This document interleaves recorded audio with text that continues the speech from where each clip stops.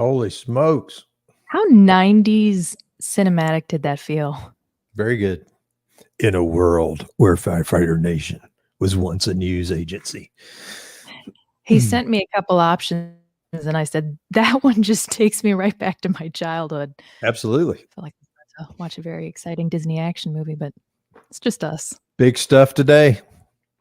Big stuff today. The orange is gone, dead forever, except for my lighting in here, but the orange logo is gone.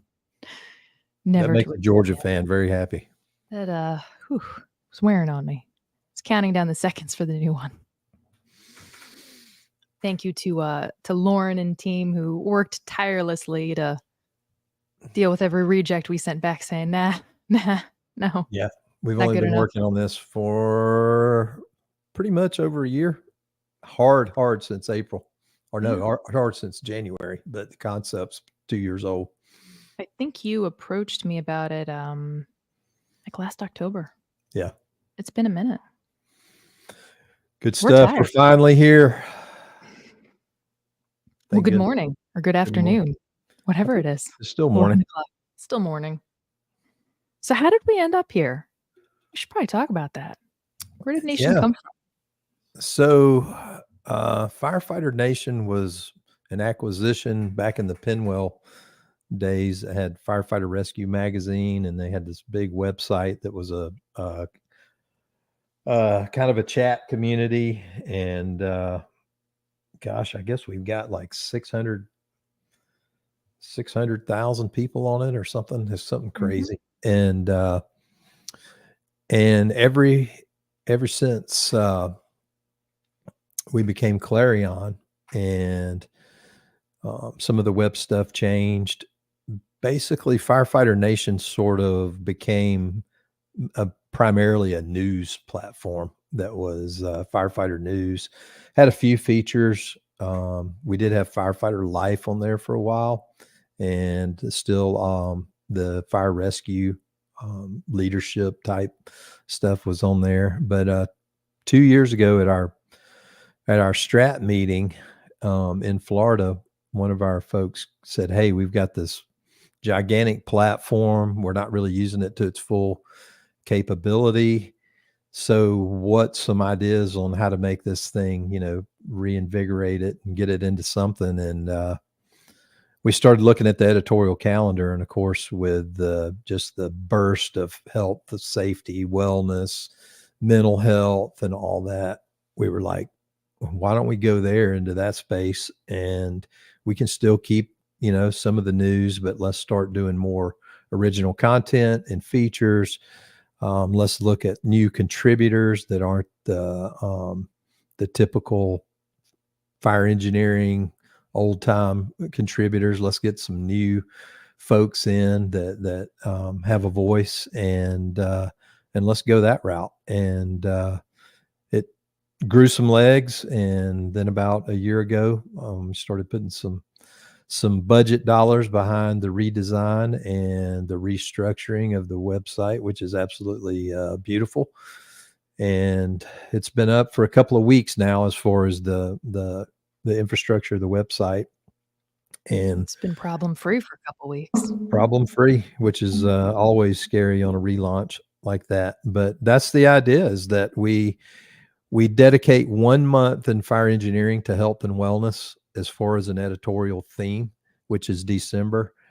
And we were like, there's so much changing and so much information out there. What if we devoted every day to health, wellness, safety, lifestyle, firefighter finances, extracurricular activities, whether it's hobbies, how do you disconnect from the job, just all of that stuff. And we wanted to put that into this platform. And so we needed somebody to steer that ship. That's where you came along. And now it's your baby, I guess. It is my baby. I think one of the most fun parts of Nation versus engineering is when you're writing something for fire engineering, it's going to be a technical, certain level of heaviness piece to it. There's a lot of minutia that goes into it. versus writing an article for Nation, it's going to be based on, unless you're a researcher that we've brought in, it's going to be based on possibly a personal experience or something like that. You don't have to be a subject matter expert to write for this publication. You have to be somebody with a great experience, great opinion, who can articulate it and hope that others can learn from it. And I think that's such a fun and unique thing to be able to do for the fire service, is give people this platform to take great or horrible experiences and pass them along with a lesson. Yeah, it's very similar to bringing the kitchen table to the website in a lot of That was the ways. goal. So Yeah.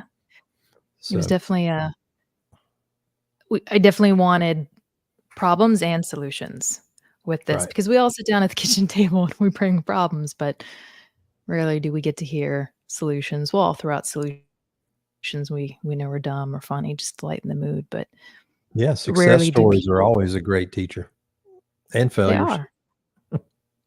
We've got a lot of those. But Yeah, yeah, I think both definitely of us have a lot of experience in that area. speak for yourself. Actually, yes. How was the shift last night, by the way?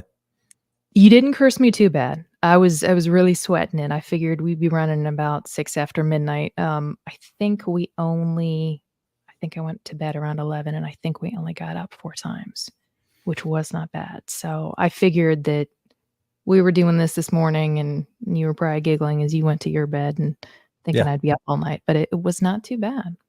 So What about you stay up because you're still in the firehouse running calls, and I stay up because I'm old. So I was probably up at 3 in the morning. you? Ooh, no. No, no, no. I was up at 3 in the morning as well, just not for the same reasons. Yep. Chasing alarm bells. Good deal. Well, I think everybody needs to know a little background on yourself there. I don't think anyone needs to hear that. Background on myself. Started volunteering when I was 18. Um, Went to medic school during that time and got hired on right before I turned 20. And I have been working for a pretty decently sized metropolitan department ever since, past 19 years. 19 years starts in 2 weeks. Throughout that ride, I've gotten to do some physical fitness side of it, just in terms of helping out the recruits and learn nutrition and wellness there. Did that in the beginning, and then really just fell into the health side of things once friends started getting sick. It's crazy the weird things we see our friends end up with that doctors can't diagnose and all that. So started paying more attention to research and firefighter health with that, seeing how many people were ending up with endocrine hormonal issues. Um, so fell into the wellness side with that, and then really started doing some peer work and fell into the peer side with that and the mental health, and started writing for fire engineering back in, I think it was 2022, and was really, really alarmed when we got this new editor that I had never met before, named David Rhodes. And I thought, well, I don't know this guy, and I write really weird stuff, so he's probably gonna he's probably gonna Clean throw me house. out the camp. So I got an email from Pete one day, and Pete said, "Hey, David Rhodes wants to talk to you." And I said, "Great. What did I finally manage to do?" So here we are. That's been the road. Yeah. You want to tell them a little bit about your my investigation of your work history? So I mean, I think you should tell that story. So another one of our longtime fire engineering contributors happened to be Stephanie's Assistant operations chief. chief, Yeah. assistant chief. Assistant operations chief. So I called him up. We won't mention any names to protect the guilty. I said, hey, what do I need to know about Stephanie White? And he goes, what do you mean? And I said, well, is there anything that I need to stay away from? Like, because I'm thinking about Is she maybe crazy? putting her, I think I used the word cray cray. I said, is she, somebody we need to stay away from, whatever and all. And he goes, she's a pain in my ass. And I started laughing. I said, in what way? Oh, she's always got, better. She's always trying to do this, that, blah, blah, blah, blah. And I said, no, now you're getting me really interested. And so he said, what are you wanting to know this for? And I said, well, I'm thinking about hiring her to sort of create content and give us some direction on Firefighter Nation. That's going to be health, wellness, and all. He goes, oh, she'll be perfect for that. And I was like, oh, good. So, yeah, you're the pain in the ass. It's at the valid. department. And I guess I could relate to that. So I was like, man, this sounds like just the person we want. Somebody who's challenging a little bit, challenging to authority a little bit, not afraid to ask the questions and go there. And so I think it worked out pretty well. I think he had just had to sit through a very painful meeting with me about 2 weeks before that on cancer awareness messaging. So I think he was done with me for the month probably when you called him. He said, He gets a "Take her, kick out of that now. get her out of here." He has since retired and moved on to bigger and better things. He has. Good for him. Awesome fella. He did So he what did quite some time. I know you have. Did he tell you at one point he was my battalion chief? That's where the pain in the ass part really came in. Gotcha. Was So having it was, to directly supervise. he was having flashbacks. Mm-hmm. Who are some of the new folks that you've got? I know we've been working on the content side of this for quite a while before the relaunch and before the website went live and all. But I think it'd be interesting to talk about some of those new people that we got that are doing some original content for us. Well, one of them literally just checked in on Facebook. My phone's lighting up. I wanted a mix of two things with this because I think there are a couple categories that are missed when it comes to firefighter life. So I wanted the opinion of a lot of the younger generation because my generation that's got the 15 to 20 years is coming in and getting promoted, unless you're me who doesn't want to promote. But a lot of people are getting promoted. They're in charge of things. They've got that projection for their voice, kind of that middle generation. And I wanted we're starting to see a return of really aggressive firefighters, which is such a breath of fresh air. I feel like when I came in, that was still a culture, and it was really squeezed out of us by this culture of over safety because we didn't have a lot of research and we did some things wrong. And instead of gently correcting course, we swerved and crashed way the other way. Yep. Right. So we're seeing a lot of these great guys who are saying, hey, let's return to being firemen. We have the science to guide us. We can safely be aggressive and get back to being actual firefighters. So grabbed Preston Lyons from Relentless Rejects and John Ballas from Tailboard Misfits. And they're just two great aggressive firefighters. They're going to be on later at 2:00, who I think are just really representing this return to the aggressive culture and wanting to be a master of the skill of firefighter. So grabbed then, and hopefully they're going to be recruiting more people, bringing more people of that mindset so they can really start to show that, no, it's okay to be into the job. You can be into the job and still have a home life, which Preston is actually writing a bunch of articles for us on that. He's a new dad. I think his baby girl's just turned 1 year old. So he's been on the journey of discovering what it's like to be into the job and go home and be a really great dad and husband. So that's been really neat to see their wheels turning and seeing what they're creating with podcasting and writing for us. Started to bring in also guys who just retired. So Jim Bernecka, who's been around for a little while, he does APS radio for fire engineering. He's taught at FDIC. He is bringing in his partner, Nick, from Brothers Helping Brothers. They had that amazing wellness conference out in Ohio.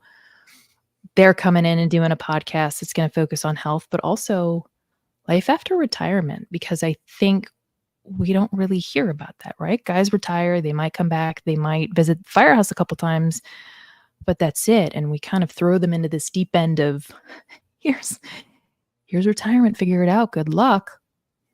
And that's a group where we end up seeing a lot of suicides as a result, because there's nobody saying, here are the struggles I faced when I retired. Here's what you need to know going into it mentally.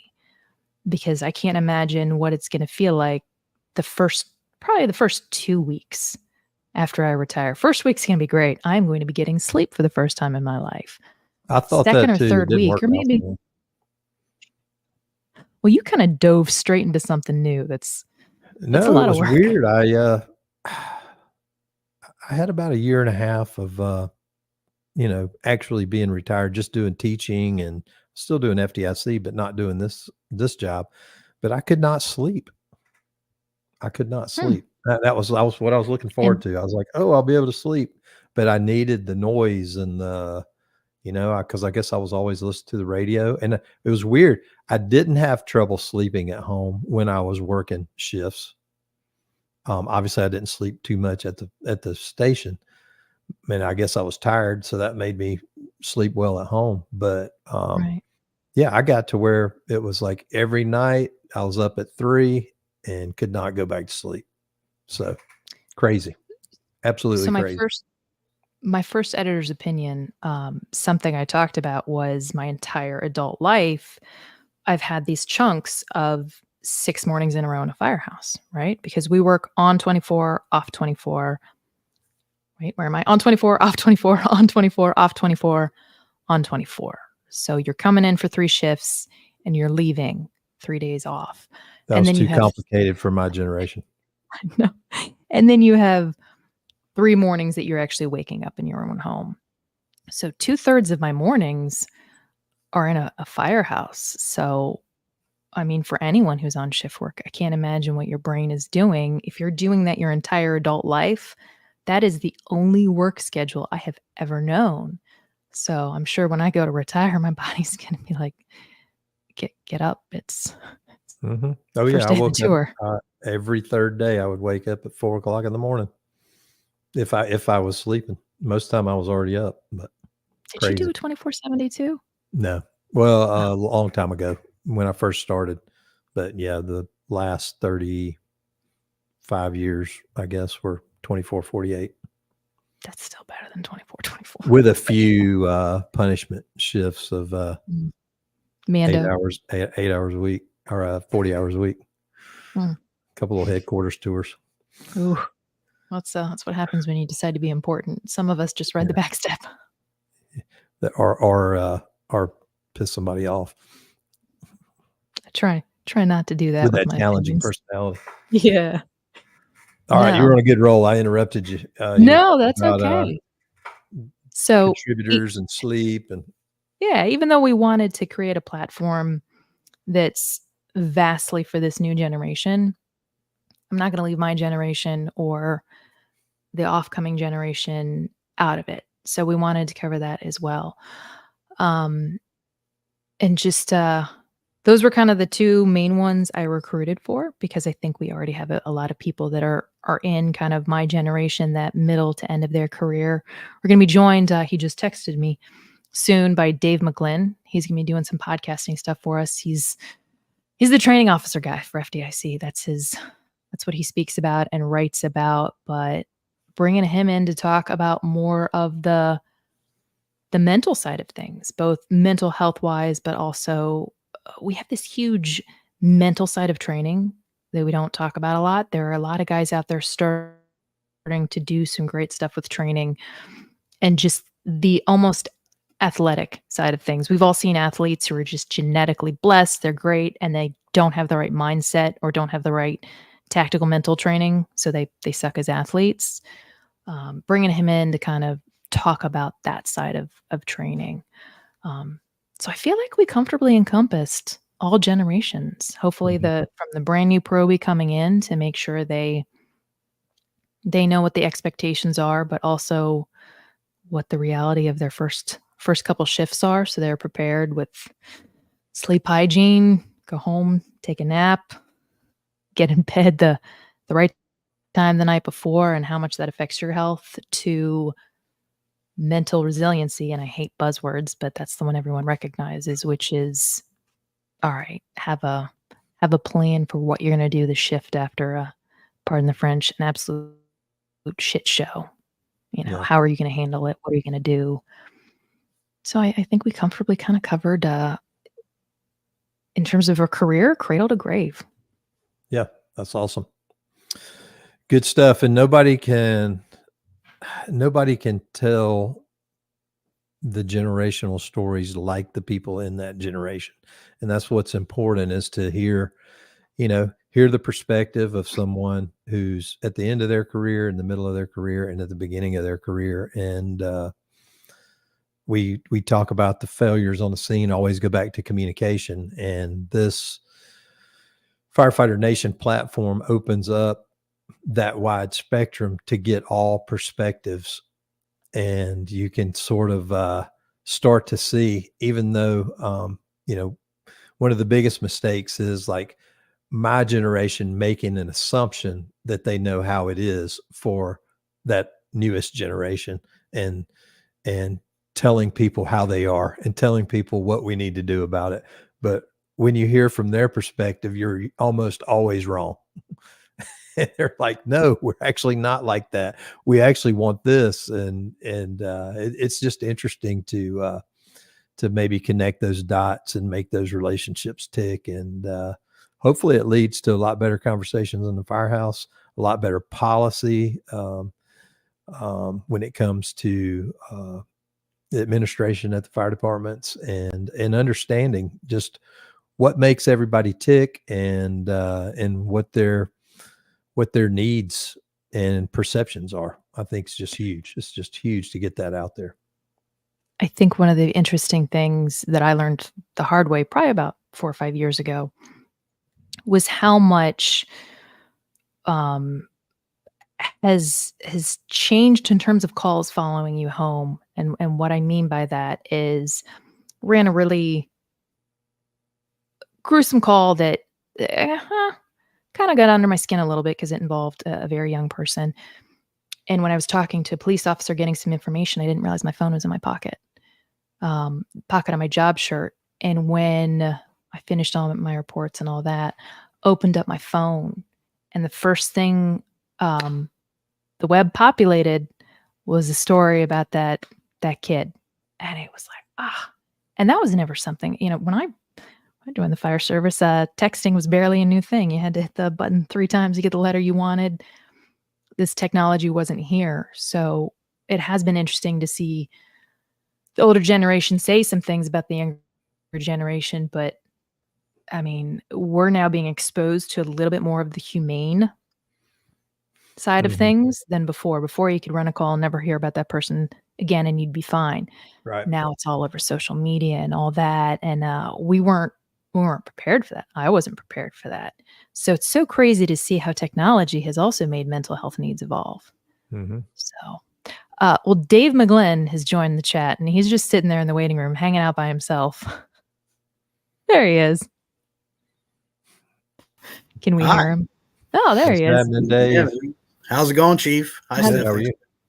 I'm good. I'm incognito because ethics. So Yeah. I'm working for You're at work. I cannot confirm nor deny what you just said. Yeah. Well, thanks for joining us this morning. Was talking about what you're going to be coming in here talking about as you join this side of things. We know what you've been doing for fire engineering with training and teaching people how to set up great training programs and be a great training officer. And I sat in on one of your classes in FDIC, and I thought, I need to get this man on one of my podcasts because my ADHD self was actually paying attention. So therefore I figured other people would. So you and I had some great conversations about, the fact that people our age, the younger generation is, and sometimes too much so, starting to pay attention to mental health way more than you or I ever did coming in. You and I are around the same age, same amount of time in. And our generation is really kind of 50-50 of whether they've bought into brain health and resiliency. And so you and I had some great conversations about talking about that, but then also the whole mental side of training. Now's your turn to talk. I'm done. Right. Great segue. Now, well, one, every politician, thank you for having me on the show, and I want to thank everybody and thank God and my family and all that. So, seriously, thank you for the opportunity. So while I was in the backstage or whatever, I was just listening to some of the things you guys were saying. So, let's talk about one thing with the sleep thing, right? So, Chief was talking about these sleepless nights, and then after he had retired, how that was. So I worked, and Steph, I know you did too, because we talked yesterday. I had worked at 24 yesterday, and I'm on a short time now, so I'm exhausted. I didn't get much sleep. The guys were doing their thing and etc. I know you were running a few calls as well. I'm gonna ignore the fact you said that to the girl on the engine yesterday. Right? I know you were busy. I know you were. Not touching that one, Dave. But seriously, like, it's kind of funny because we had on the training schedule for me to talk about this very topic that you want me to talk about here at work. So I had been the instructor for it. My new role and position, I typically don't instruct anymore, but this one was one that the new training officer wanted me to touch on.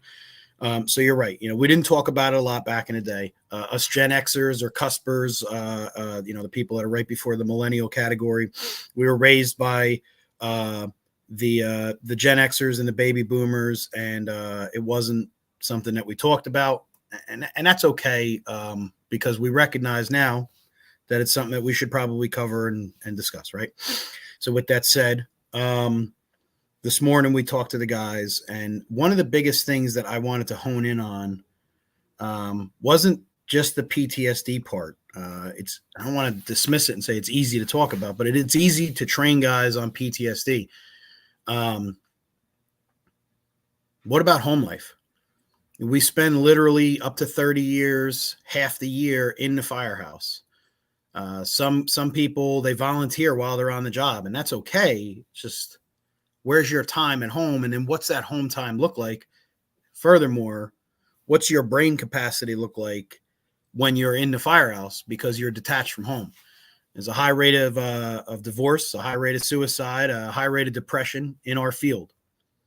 I'm not going to sit here and get on a soapbox about it. I know you wanted me to discuss it. I'll say it's never been something that I've been comfortable discussing overly public, but more in an intimate setting because I have my own demons that I deal with. But nonetheless, it's something that we need to share with our folks so that they understand that, I say the fire service is like you're two international kids and you come to America for the first time and everybody speaks English except for you and this other kid who's from a completely other side of the country that you're from. You guys never knew each other until you arrived in America. But you guys become best friends because the two of you speak each other's language. In the fire service, our spouses may not understand certain things that we're detached about, but we understand it. And we understand it better than anybody. We speak each other's language. So it's important to train on this because the more we train on it properly, there's oftentimes they do these suicide prevention classes. And then the joke is as they walk out, it's like, well, I wanted to kill myself having to listen to that story. We're doing a bad job of training people when we walk away thinking that. Do you think half of it is because it's so, I hate to say canned, but it's so canned, the way we approach mental health? It's not, first off, I truly hate the word mental health. I feel like we screwed it up how we train people in that in the beginning, and it should be brain health because it really is science. I mean, we're not getting sleep. We're taking our hormones up and down with the lack of sleep. We're dosing ourselves with insulin and sugar by eating crap and going up and down with that. Use the word brain health because we are damaging our brains. I mean, look at all these athletes who have had so many concussions and then they go absolutely insane, right? Well, we're not having tons of concussions, but we're abusing our brains for years in a very medical sense. So I think we need to throw away the word mental and make it brain. And I think that's the reason so many people walk out of training and they're like, well, that was freaking boring. Well, yeah, because it was a canned speech on feelings versus no, let's put some science behind it. Let's explain to people, hey, yes, what you are going through, there is a heart and emotional side of things, but there's also a ton of freaking science and logic behind why people are struggling with the things they're struggling with. And if we can start to take one little thing off the plate, all right, we're going to teach you how to eat correctly, so that your sugar's not going up and down, and you're helping your hormones by eating these things. How many guys in the fire department have low T? You don't have to answer that. It's almost everyone. How do we compensate through these things? And I think that is what needs to be going into training. Not to sound, I don't disagree. not to sound callous, let's talk about feelings, but we all know feelings are the byproducts of that stuff. So let's talk about science. Let's talk about how to nerd it up, fix it. Yeah, no, you're right. But to see that just with that, so like there's an approach. Yeah, I don't claim to have any kind of level, but what works for me in my methodology is there has to be this segue, this bridge from like speaking like we talk to covering the science piece, right? And You're how we from marry Jersey. that. None of us speak like you talk. Right? Nobody talks like me. No, I know, but but the truth is I haven't understood a word yet. Right. I was gonna say, Chief. I just said, Why I'm like, quiet. what? We got to decode it to Southern for the chief. I got AI running. It's behind. No, but that's the important thing is like you said about the feelings thing. Like I think we lose people when we try to make it personally feelings. Like personal stories are always great. I agree with that. But we can lose people in overdoing it. I think one of the things that we failed at is we've saturated. We'll call it, brain health. So we've saturated that with as a buzzword and a segue to claim notoriety. And as a result, people have been less receptive and more what's this person up to? And it loses its luster and it loses its validity. So at least in the opportunity that I have, whenever I'm comfortable enough to speak on this, because I'm just going to tell you, like, I'm not comfortable to talk about this. I'm doing this for you because you asked, and I appreciate it, and it is important. It's near and dear to me. You have to find a balance on how you instruct this stuff. That goes with everything in our service, in our field.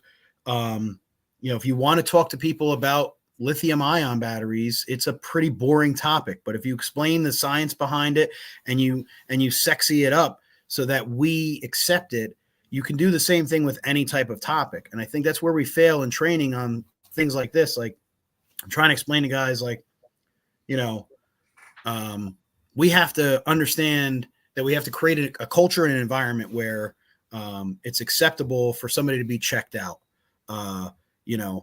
We have guys that go through divorces. Unfortunately, I've experienced a firefighter messing around with another firefighter's wife, which resulted in a divorce. It was hard in the firehouse. How do you deal with that?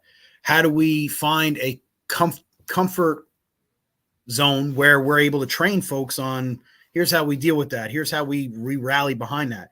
How do you create a safe environment where everybody feels comfortable to talk about this stuff and not just keep their feelings to themselves?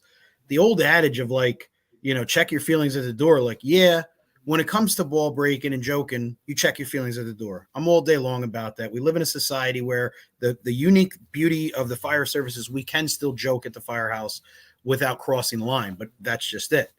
Knowing that there is a line and how to toe that line without, crossing it. And like I said earlier, no one understands us better than us. So we fail when we don't feel comfortable to confide in each other. And how that's captured, honestly, it's not just a leadership thing. It's not a policy thing. It's through things like this. This is an instructional methodology, having these opportunities to share information with everybody, not just us three talking, not just for fire engineering or for Firefighter Nation, but for the fire service, is a way for us to be able to connect with people and let them know, like, hey, man, not sounding corny, but sometimes it's okay to have a shitty day and to be checked out, and you have to get stuck at the firehouse. Because you should feel comfortable being with your comrades, because no one speaks us better than us. We do that through training. We shed light on it. We compare the numbers. There's 167 first responders committed suicide in 2023. 134 were in line of duty. We don't talk about the difference that there was 34 more people. We talk about how the job is inherently dangerous and how we could die in a line of duty. And Chief, I know you dealt with that down in Atlanta. You guys had that tragic thing. We talk about this stuff. We know the historical data of firefighters that die in a line of duty, but we don't talk about the 34 more people killed themselves. And I'm not trying to make this about suicide. I'm just saying, why are we not talking about that? We glorify the line of duty, and that's okay, and I believe we should. But we're not doing a good job of preventative maintenance because we're either A, too afraid to actually cross the threshold and talk about it vulnerably, or B, we don't know how to talk about it, so we act macho and we say, wow, it's not a big deal. There's no such thing as that in the fire service. Well, I beg to differ. The numbers, they would prove you wrong. So while I appreciate that you got balls of steel, I love the fire service just as much as you. This shit happens. The numbers don't lie. So we have to make that upfront. Hey, there's the numbers. We don't need to make it a buzzword. We don't need to sex it up to make it a notoriety claim to fame.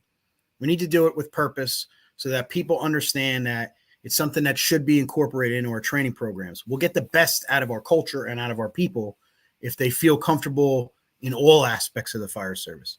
Everybody wants to train on search and hallways. That's fun. We got to make it just as much, not fun, but receptive to have these type of conversations. That's where we fail in training. At least that's what I think. When does that need to start? Oh, here's a question for you. Now, yesterday. Like, especially like with the new folks coming in too, like day one. 100%. Yeah. Here's what to expect. Because we talked about people interpreting things different. What's a joke to me and absolutely the best firehouse humor, that line is totally different with a new person. Possibly they think they're getting picked on or whatever. And we think of it as, hey, if you're not getting picked on, they don't like you. And so that's the hard part for my generation is everybody's line is in a different place. and you got to figure that out, and yeah. We're at a crossroads with generations right now. I mean, you think about it, Chief, you're still young. You had retired a few years ago, but you're still young because there's dudes on the job. Why, thank you. 60. Yeah, hold on. I'm the editor here. Don't suck up to him. No, but you know what I mean? Like, there's dudes that's still on a job that are way past their 60s. So that being said, we have ornery, right at the cusp of the baby boomer into the Gen X thing that are out there still doing it, which is awesome. Mm-hmm. But then we have 3 other generations. Do the math. We have people coming in fire service. Average age is about 20 years old when they get on the job, if it's career, and they volunteer at 18, right? Well, do the math. It's 2024. It's almost 2025. We have 4 generations of people living in our firehouses, 4 generations of people going on the fire truck. So average fire truck shows up with a company on FPA, shows up with 4 people on the rig, right? You could have 4 different generations. That's 4 entirely different backgrounds and mindsets. So you're right, Chief. It's a great point is how do we create a language that everybody understands and accepts or it resonates with? It's a difficult task because you're talking to a guy that's 62 and you're talking to a kid that's 20. It's real hard for them to see the value in certain things. It's a different type of generation. I don't disagree. I don't have the answer for it, but it doesn't mean we stop.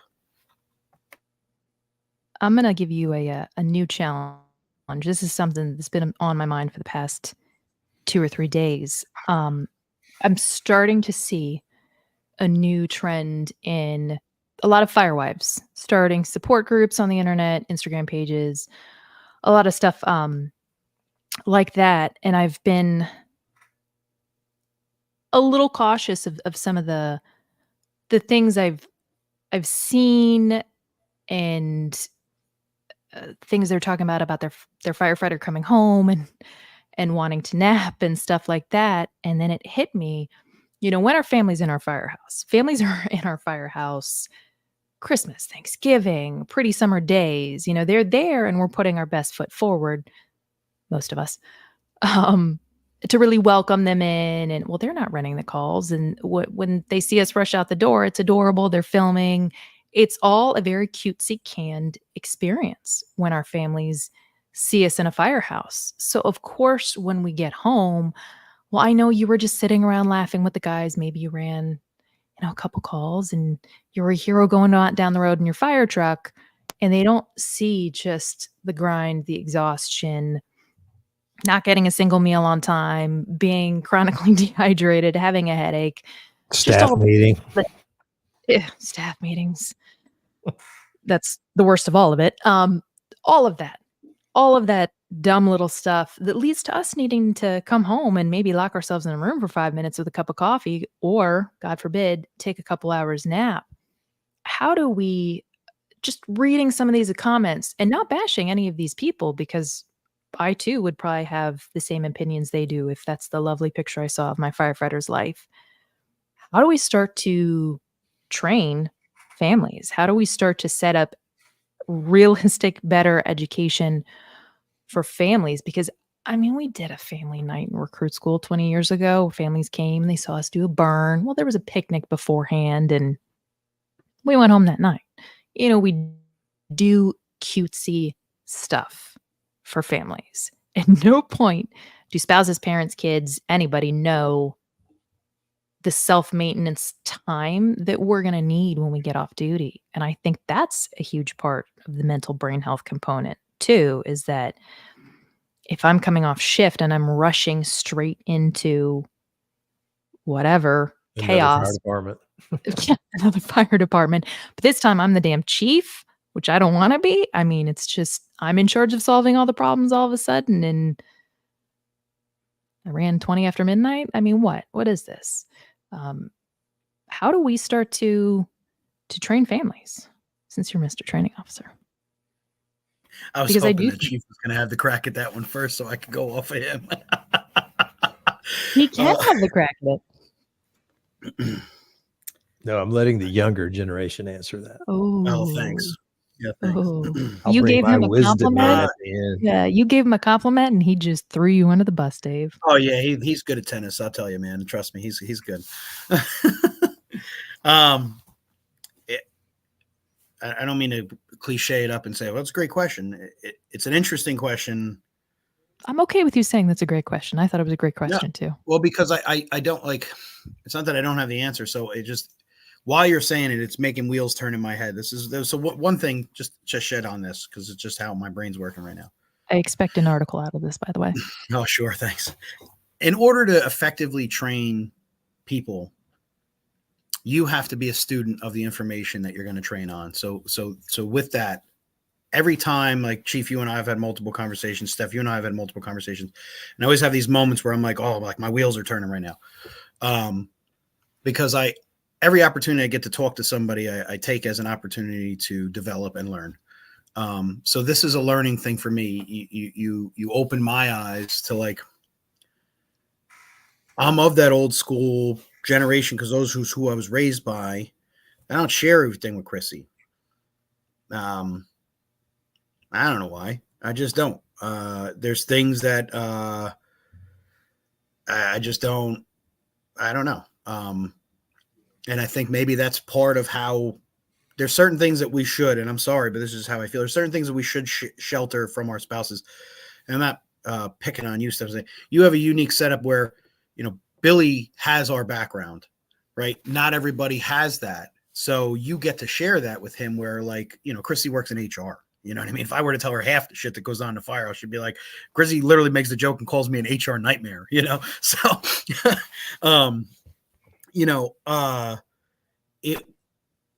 we do need to find a way to introduce them to a little more intimacy of our thing. I don't disagree. I think in turn that would create some level of comfort at home as well. Because like I said before, I said only, we only speak our language, but the sad reality is spend all that time away from the family. And then when we're done with this and we hang everything up, we're supposed to go back to them. And it's almost like you're starting over for some people. Sometimes guys get divorced after they retire because, like, they're not used to that lifestyle. They're home. Right. Right. If I spend 2/3 of my mornings of my life thus far coming into or leaving a firehouse. And I mean, that means a third of my mornings I'm waking up next to my significant other. It's a whole different thing. Right. It was a great thing you said. So I'll say, I don't know the answer. However, I will say I encourage us to find What I'm that saying balance. is I'm expecting your fire department to now have this program within the next year. Right. Thanks. Yeah. For But no, oncoming but families. all jokes aside, but that's not a problem. Setting that expectation or that objective. We talk about this stuff, but we don't act on it. Every firehouse has the good idea fairy, right? And that person comes with these great ideas, but then they don't execute any stuff. And then a year later, we forgot about it. It was a shiny widget. So, right. Everybody has it. So, I will say that the importance and the validity behind what it is that you had just said, like it hit me in the feels. Cause I'm like, damn, like I try now to have my family be a part of my life more than I ever did before, because I had missed so much in my time in my career that now with my position, I try very much to involve them, but I also don't involve them.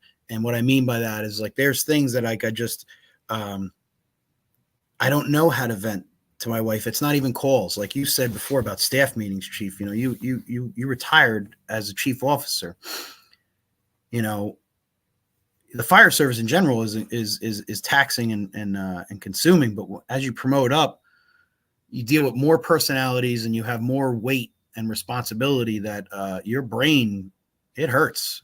So when I get home, like she doesn't understand, and I don't even know how to explain. Like I'm just kind of checked out right now.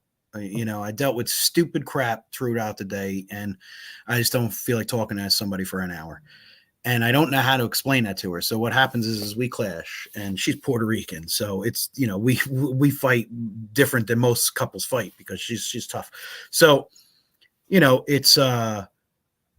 was an eye opener for me. I think that for me, I have to find a way to invite my wife and my family into this life that we have in a certain way where she's sheltered from the things that she needs to be, but she has some level of empathy toward some other stuff. It's almost I think we almost need to start teaching the next generation and learning as the current generation in relationships, because it's not just with spouses. I struggled for years getting off duty and then having to drive, like working Christmas Eve, getting off duty Christmas morning, driving to meet the family. I got 4 brothers. Nobody's in public safety. It's just me. And going to big family events and listening to normal average problems with jobs and spouses and whatever. To me, if I had just had a really sad day the day before with calls, just felt like such a slap in the face. And then I'd say something pointy and nasty to my family. We're all Italian Irish, and right. Let me tell you, the chaos that don't start an Irish Italian fight with 4 brothers. It just it would get ugly. Yeah. And I really had to learn as a sister and a daughter, before you get there, stop somewhere. I don't care if it's the 7-Eleven, grab a cup of coffee, come off duty. And so it took years, but I finally came up with a pre-plan, and it was only 2 or 3 years ago. This was not at the beginning of my career. It was late into my career. Had to come up with a pre-plan how to it's me. It's because I'm a blonde now. Had to come up with a pre-plan for how to this very true. Stop interrupting me. I have ADHD. True story. I had to come up with a way to be civil around other human beings and pull my mind away from the day before. My husband just laughed. I don't know if you heard him, but he just laughed in the background. We'll have that conversation later. Part of that is like, that's hard for us to accept their crisis or their stress as real stress, because they're upset about some package didn't arrive on time, or some TV show got canceled, or there's a they got a low tire and they got to get to soccer practice or whatever. And we look at that and go, I just ran a call where a 30-year-old had a heart attack. It's like you guys, that's not even important. Like, go put some air in the tire, pay the bill. Right. And it's hard for us to come off of like what's real stress, in our opinion. Again, it's kind of like that line is people freak out over stuff that we're like, why are you even concerned about that? But in their world, that is their like most important thing. That's a tough one. Nailed it. Yeah. Nailed it. Yeah, Chief. you definitely nailed it. My response typically is, these aren't real people problems. When I get hit with that, like, you get, when in I bet reality, you get this for that. Oh no, you didn't. Yeah. Trust me, it's interesting in my house, but that but is the truth. in reality, our problems from the day before aren't normal people problems. No. Our spouse's problems are normal people problems. Yep. We're Right. the ones living in the illogical world. And that's the cruel irony of all of it. We're sitting here being a jackass because we're like, it's not, well, I would never be a jackass, but that's not real. In reality, what we just went through is not normal. Yeah, for sure. And I think too is as things fall apart, like with the culture in an organization, then we look to build a special program to fix it. And that's really a Band-Aid. If obviously we want to appeal to all generations here. So like the key here, no matter what the generational differences are, is you need to create a freaking awesome culture in your organization that people want to come to work. They feel like you've got their back. There's resources, and everybody's a little bit different. But if you focus on that piece and taking care of the culture part of how you're operating, you're not doing punishment assignments. You're not having unfair promotional processes. You're not discriminating. You're not doing all these things that creep into the culture, depending on who and what time the leadership is. Then all this other shit takes care of itself in a way. Now, not to say you don't need some additional resources for that bad call that's something out of the ordinary, where you have some resources, or you have somebody that's having personal issues. But if the culture's strong, the culture itself is the resource that helps them in the healing. It's the friendships, the resources that they feel like, somebody cares about them and has their back. And when that goes away is when we really start seeing, a lot of these other problems surface in an organization. And if your family goes bad, that relationship goes bad, sometimes all they have is the work relationship. And if that's not good, then they don't have anything. So I wrote just a little mini article on LinkedIn yesterday. What day of the week is it? It's Tuesday, Saturday, Thursday. Thursday was our brand new probee's first day with us as a whole shift. And during that day, she ran 18 plus calls, but we had a really, really, really enough to actually make me say, that's gross. Pedestrian struck, washdown of the road, and just a lot of brain matter, a lot of chunks of flesh. It was particularly gruesome. It's her second call, right? Second call, I think our fifth or sixth call. Young guy wrapped his car around a tree, prolonged entrapment. We're on the engine. I hopped on the medic unit, and we took her with us, and the injuries were pretty gross. I was actually impressed. So that's her fifth, sixth call. And then right before dinner time, we had, and we're running tons of calls in between. She's learning things for the first time. We had a teenager playing with a firearm, shot himself in the face, still alive, still writhing around. She's still learning how to take vital signs, and she's having to do this as I'm changing the play, excuse me, second by second, because, situations changing. Nope, actually, sorry, I don't need that. Give me this. Let's triage that appropriately. And I can't imagine. I have a very joyous shift. We are just We're all beat down and tired by the call volume, and we all have fun. And I sat back and I thought about, what if this poor probie had gone to a house like some of the houses I work overtime at, where everybody's got a separate dinner and nobody's ever in the kitchen. Maybe one or two people. You walk in and it's a ghost town, and it's everybody's doing their own thing. And I can't function in that culture, just working overtime. So I can't imagine having that first full day and being surrounded by something that awkward. And like the chief said, it all does start with culture, because with healthy culture, we have that mental space to work on tough family situations. With healthy culture, we have the space. It is the resource. It is sitting down at the kitchen table, enjoying my shift, laughing my ass off. That's the resource. You're right. We might need a little bit more with certain things, but that's a huge resource right there. All starts with culture. Yep. My crew would have made sure that we had lasagna that night. You know what? Our captain is absolutely amazing. We tried to make dinner twice, and she said, "Who wants what on their pizza?" And we went and got a bunch of pies and just all hung out and checked on the probie the next day. So Good stuff. Hey, that's what we're here for. Talk about this stuff. It's going to be good. The culture, like you said earlier, Chief, it's a culture thing, and that's how we touch everybody. It starts in our firehouses with the culture, and then we use these opportunities to grow that culture. You know, this firefighter nation, this fire engineering culture. All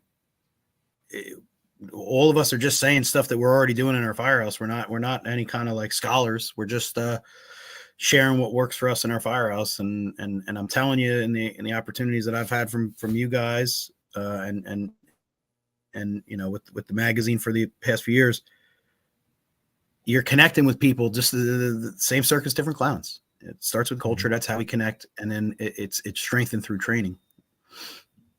Yeah. And you can have a bad organizational culture and a good fire station culture. So you can, there's some things you can't overcome, you know, organizationally, like you can't change the promotional process or some of that stuff, but you can do a pretty good job at controlling and having a fun and productive, good environment that cares about each other inside your four walls.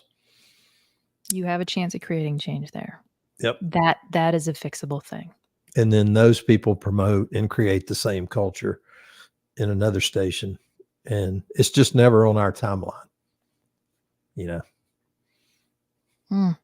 Well, on that note, we're kicking everybody out, because this has been an amazing conversation, and now we're going to get ready for the next conversation. Which starts. Tell everybody to check out Firefighter Nation, because it's awesome. That's how we have to. Check out Firefighter Nation, because it's awesome. The guy from Jersey said so. We'll be back in like 2 minutes. Yeah, we'll be back in 2 minutes. Thank you, guys. For joining us, Dave. Steph. Thanks. See ya.